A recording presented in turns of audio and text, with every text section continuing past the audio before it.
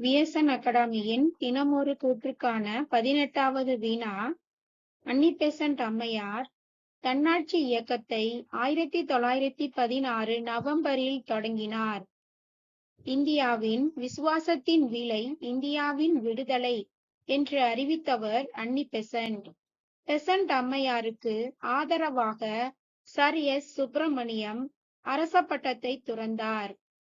அன்னி பெசன்ட் 1918 இந்திய காங்கிரஸ் கல்கத்தா மாநாட்டிற்கு தலைவராக தேர்ந்தெடுக்கப்பட்டார். ஆன்சர்: கூற்று 2, 3 சரி, 1, 4 தவறு.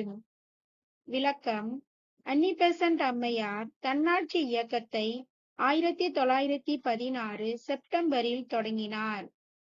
நெக்ஸ்ட், அன்னி பெசன்ட் 1917 இந்திய காங்கிரஸ் கல்கத்தா மாநாட்டிற்கு தலைவராக தேர்ந்தெடுக்கப்பட்டார். ஓகே ஃப்ரெண்ட்ஸ், தொடர்ச்சியா நம்ம கொஸ்டின்ஸ் பார்க்கலாம்.